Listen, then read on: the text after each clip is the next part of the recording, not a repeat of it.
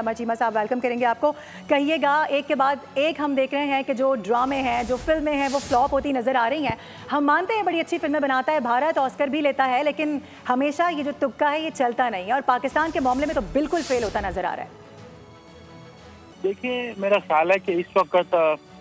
जो भारतीय सरकार ने ये जो वॉर हिस्टेरिया, जिंगोइज्म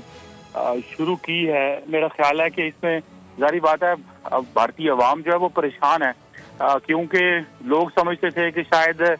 अब इकोनॉमी डेवलप होगी, खित्ते में हालात ठीक होंगे, हम सारे मुल्क ग्रो करेंगे, ये 21वीं सदी है। लेकिन नरेंद्र मोदी साहब और उनकी जो किचन कैबिनेट है,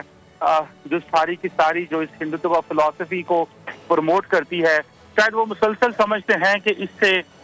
उनको डोमेस्टिकली तो फायदा मिलेगा सियासी तौर पे थोड़ी देर, लेकिन लॉन्ग टर्म भारत को नुकसान होगा। और वो नुकसान हो भी रहा है, क्योंकि दुनिया अब भारत के उस बयानिए को उस तरह बाय नहीं कर रही जिस तरह माजी में हमने देखा। तो लोगों को पहले गलतफहमी थी कि शायद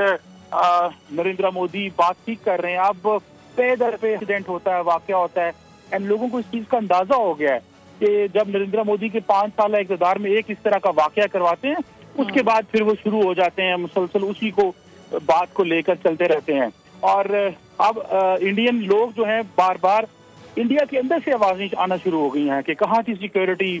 कहाँ थे आपका बॉलीवुड स्टाइल। लोग अब खुद ही पूछते हैं हुकूमत से कि आप लोग कर क्या रहे हैं, आप लोग हमारा, वो जिसे मोदी साहब के बारे में कहा जाता है मोदी की गारंटी, तो वो कहते हैं कहाँ है वो मोदी की गारंटी हमारे लिए कि हर ये जो वाकयात हो जाते हैं। और दूसरी बात ये भी है कि सारे के सारे जो बिजनेसमैन हैं, इकोनॉमिस्ट हैं,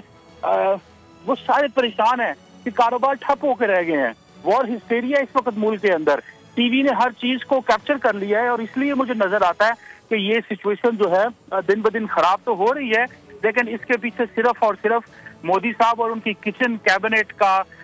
एक ऐसा हाथ है जो समझते हैं कि उनको इससे पॉलिटिकल इंसेंटिव्स डोमेस्टिकली मिलेंगे। राइट। सब्सक्राइब करें और बेल दबाएं ताकि कोई खबर रह न जाए।